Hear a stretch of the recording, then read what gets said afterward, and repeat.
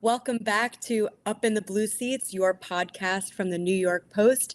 As always, I'm your host, Mollie Walker. We are joined by the great Hall of Famer Larry Brooks and former Ranger Brian Boyle. All right, more stuff to get to today, guys.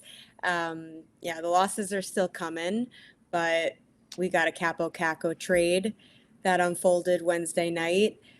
With Seattle, 2 picks, and defenseman Will Borgen, who was at practice today with the Rangers and is expected to make his Rangers debut in Dallas.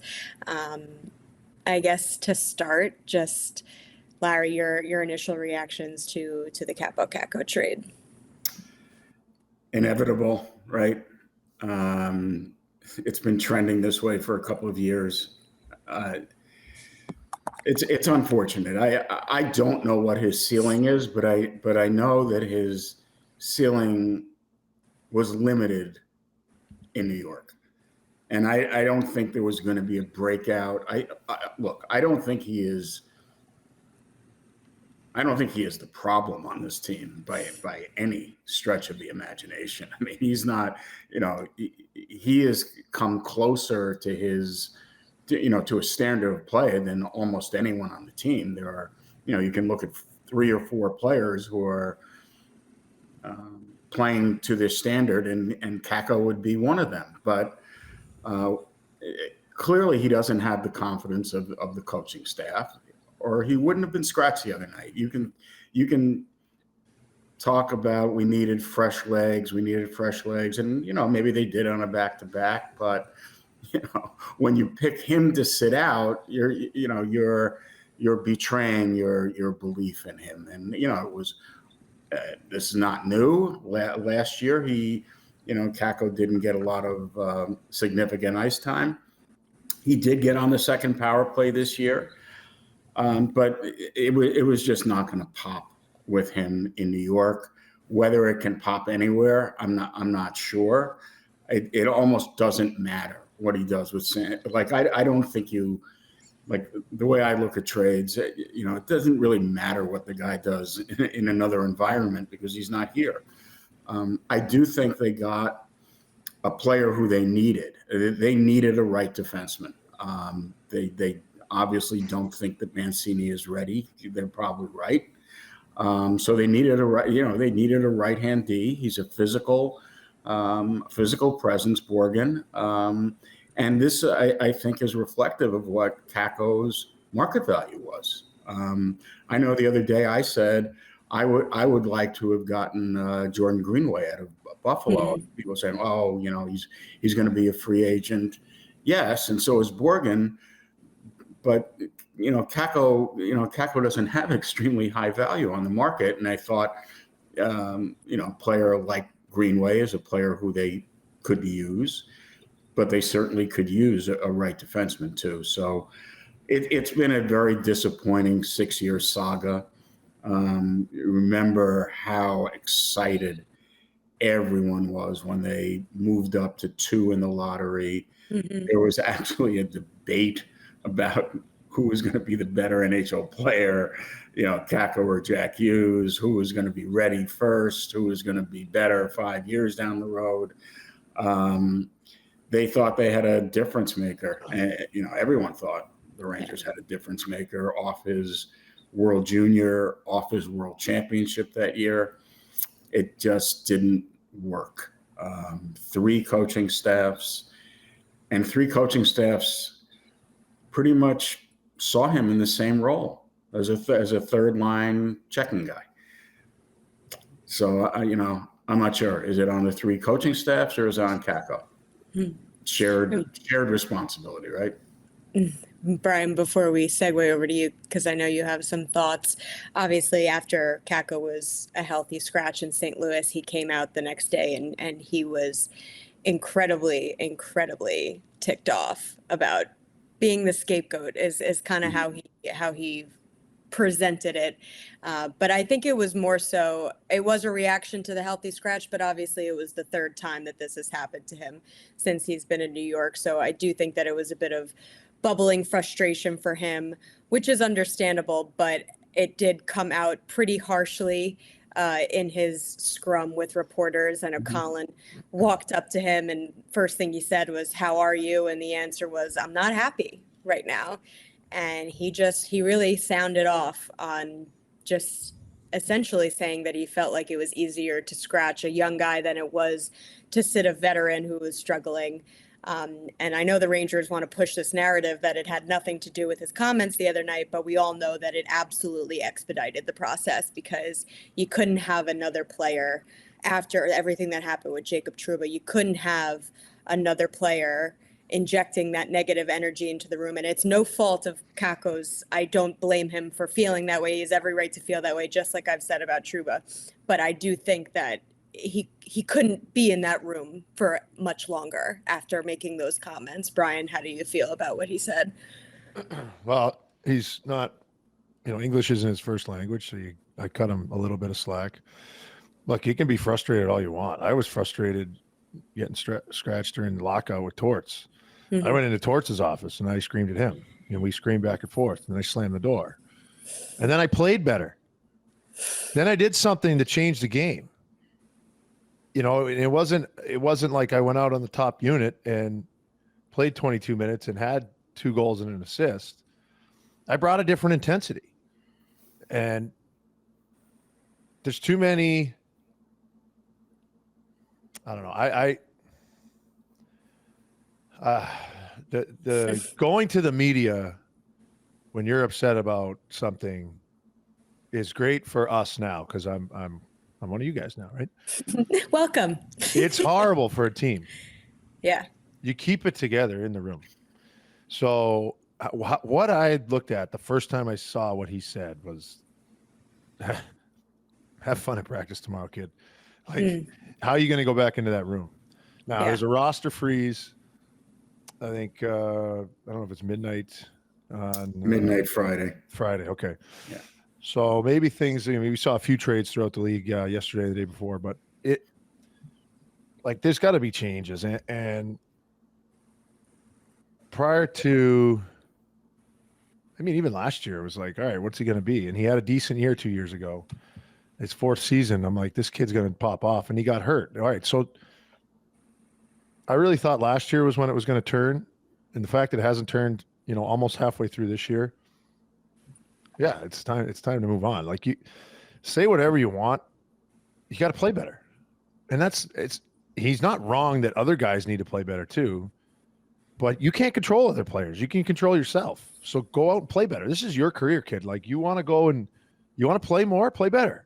Do something tangible. And, they put him back in against Nashville. He was trying to carry the puck. He overskated a puck. His confidence is gone. So the coaching staff's confidence in him wasn't quite there because his own confidence isn't there. How are you going to get other people to believe in you if you don't believe in yourself? And you could just you guys are closer to it. You get in the room and I don't. I just watch and I try to see body language. I've had the good fortune to be able to be between the benches on a few occasions, not many. And I don't really pay a lot of attention to what's going on the bench, maybe as much as I could, but I'm sort of new at it. So I'm trying to see the game. So if they come to me, I have something to say. But what I have seen, there's body language issues and it's hard. This is a long road, but that body language stuff, it's been there since even last year when things were going good. And in one game, it switches. That's like a virus. Mm-hmm. That runs through the whole team. And if it's coming from your top guys, it's a really powerful virus. So, there's really good players. There's a lot of talent on the team. And I thought they played harder against Nashville.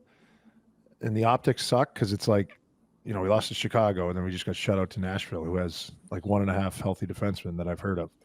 Yeah. So, all these different things, it's just bad right now. And when you're a young player and you get traded, whether you believe it or not, the organization did not want it to fail. They wanted you to work for them. And they're never going to sell high because when you're a young player like that and a high pick, they're not going to sell high. They're going to give it every last opportunity to make it work. And then they're going to wish you luck. Hey, this will be better for you and hopefully better for us if you just move on.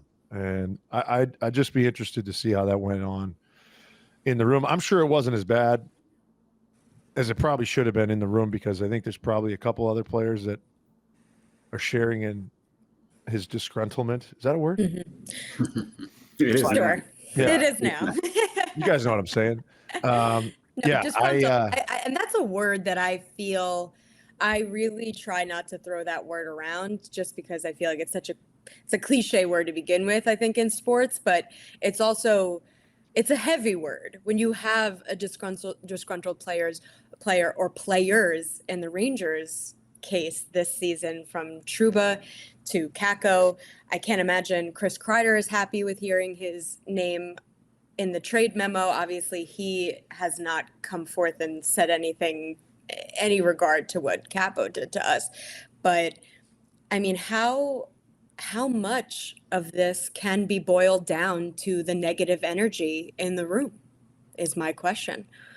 It's on, I don't know, if I'm in the room, it's on us. I'm looking at the guys that play the games, and it's on us. Like, we have to play better. And I think they're trying to do that.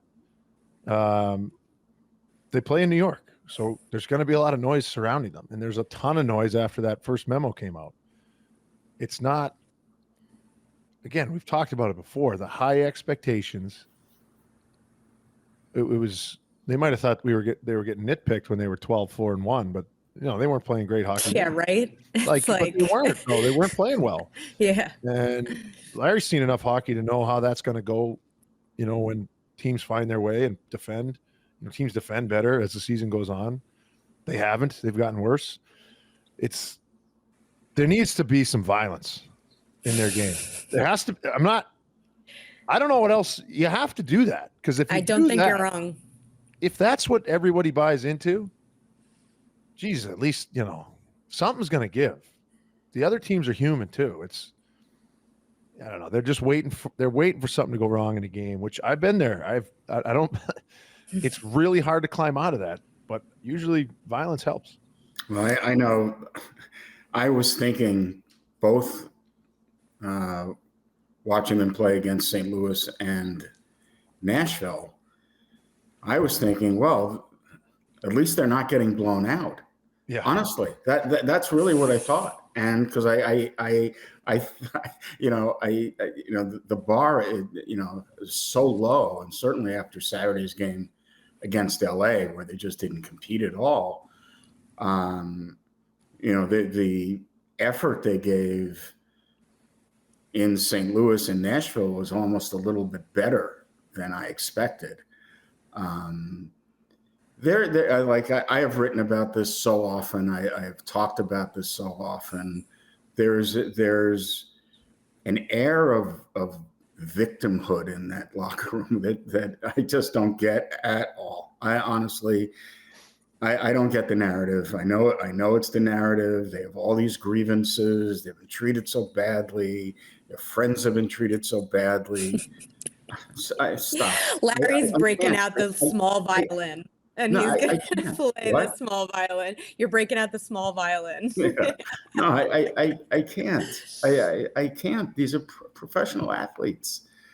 And I don't know how this,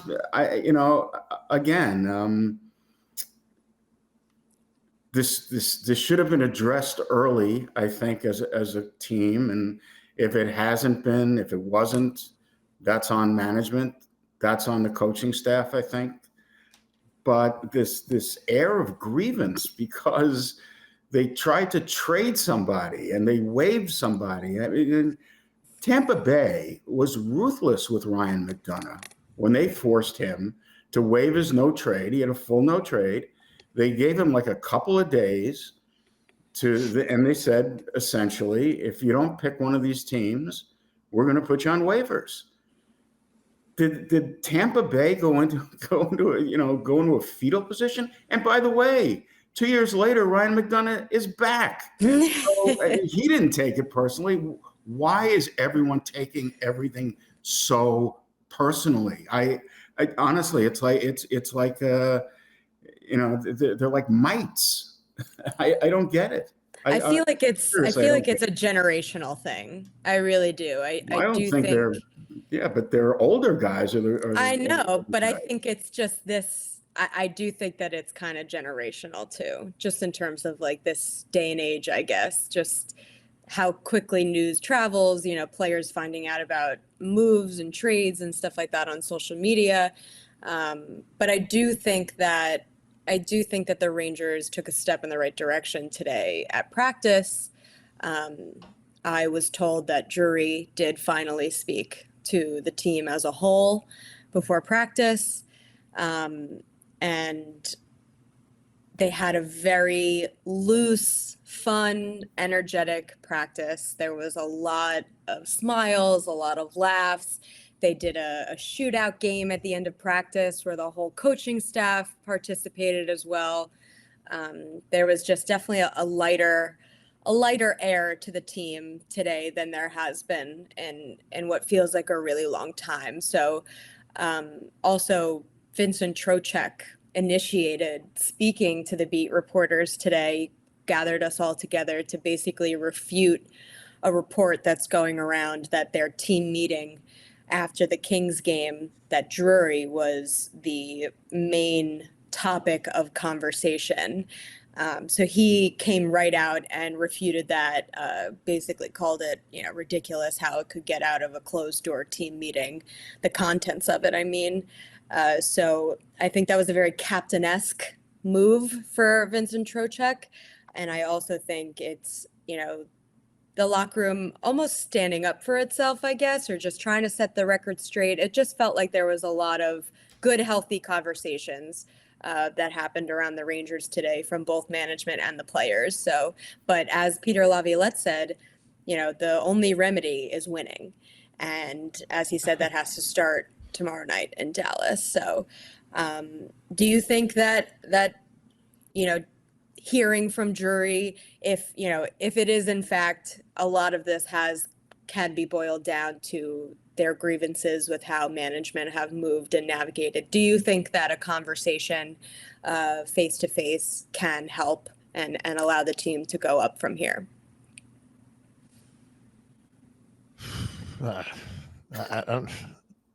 I don't think that should be what's necessary. I think what you said about how practice went today is what's probably more necessary. But he's on the trip, right? He's there, and he's seeing what's going on. You have to get in there and speak. Glenn came and spoke to us when things were less bad than they are now. But he'd be like, "What is wrong? What is going on with you guys?" And he was very honest and blunt.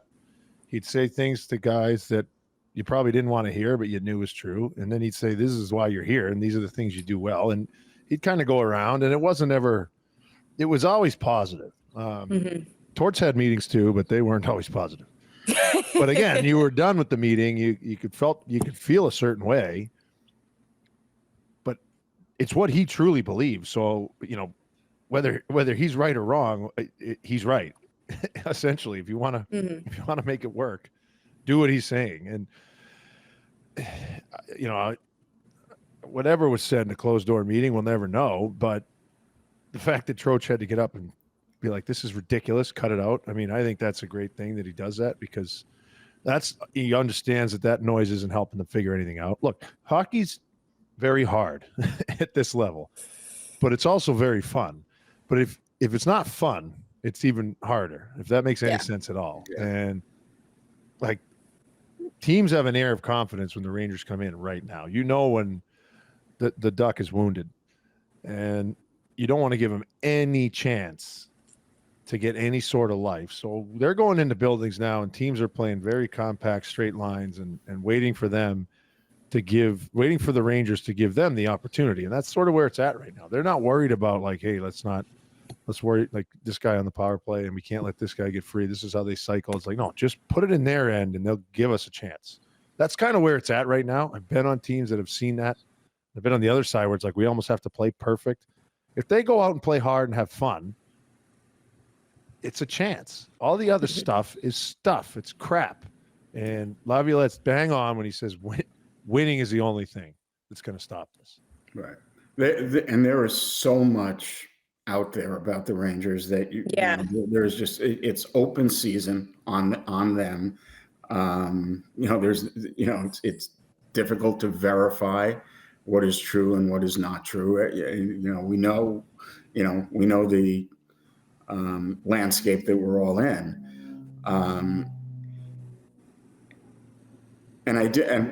So I think part of the narrative is overblown too, that all these guys are unhappy. I think it's been an easy hook, especially when the Trouba scenario was playing out every single day. That made it very difficult, I think, for the team to move on.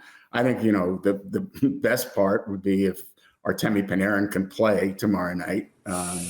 Because honestly, there's such a difference in their capability offensively when he is not in the lineup, so that, the talk, it's kind of like the manager, when a manager has a closed door meeting, with the, with his baseball team, it's always good to do it when the ace is pitching the next day, because chances are you have some momentum. So maybe Drury it was a good day for Drury to talk to the team if he knows Artemi is coming back tomorrow night. So, but they need. You're right. I mean, they need to have some fun, because even when I look back at it now, they were being pounded when they were 12-4-1 every day. Oh, you're not playing well. You're not playing well. Oh, I know we're not playing well. We're not playing well. We can't get away with this forever. We can't. So even when they were 12-4-1, there were all of these. I mean, there still was the Trouba thing. There was the talk every day about Igor's contract. There has just been noise all season, and even 12-4-1 didn't shield them from any of the noise. It just got louder and louder and louder. They had those 2 first periods in Calgary and Edmonton, and that was it. And then, that preceded the memo. That was the cause of the memo, actually, because they didn't show up, and so it's not like they were playing well. Suddenly there was the memo, and oh my goodness, they can't play. They were playing poorly. So it's been all year. It's just been all season. They haven't found any real traction at all. And now you look at their schedule, and if they're going to turn it around, they're going to have to play well. That's for sure. But maybe it's best for them too. It's you have to play what who you have to play. It hasn't worked out playing Chicago and Nashville, so why not? Why not take on Dallas? But the flip side to that. What? But the flip side to that is if they are able to string some wins on this next stretch, which is against almost all playoff position teams, by the way, that could help the confidence too. That not only are they able to string a couple wins together, because a win against St. Louis, a win against the Predators, it doesn't mean much at this point, considering the standings.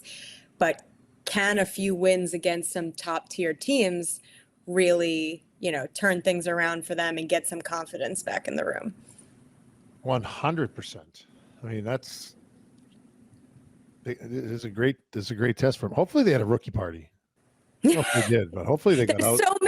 There's so many little babies on the team. Hopefully they got out together and just whatever, had some fun, got in a fight with each other, started yelling, figured it all out. Like people laugh at that. That is 100% like a necessary thing you have to do. So I hope they got out together. They had a few days off and they're on the road. Yeah, it looked like there was pictures of them. They were all at a bar playing darts together. Good. So yeah, they have been spending time together, and that's the thing. And I talked about this on another podcast recently. I mean, and I wrote about it too. Their mindset and their mentality and their team morale has always been one of their greatest assets. I feel it has always been one of their strongest focal points of their team. They were always playing for each other, and that has 100% been lacking this season. And they have not had the same type of mentality. They have folded, absolutely folded in half at adversity, whether it's on the ice or coming from the outside, coming from the hierarchy, whatever it is, they have buckled under it. And it's remarkable because it was once one of their strongest attributes, I felt, to their team game, to their whole, to just them as being a contending team. I felt like that was one of their best and strongest parts of who the Rangers are. Well, they got to find it. They got to find, that whatever it is, get together. Get to play on the New York Rangers. It's like the coolest thing in the world. Mm-hmm. Even when it sucks, it's the coolest thing in the world. Mm-hmm. And, they're right in it. If they hover about 20, 30,000 feet and they can look back or come sit with me in a hotel in Secaucus before I go on TV to do my job now. Like, I would trade places with any one of them. Any one of them. It's the greatest thing in the world. And, when it's going good, it's even better. So hopefully they realize that and you get excited about something like that. All right. Good conversation today, guys. We will be back at it next week as always. Thanks so much for listening. If you are feeling in the holiday spirit, give us a thumbs up down below.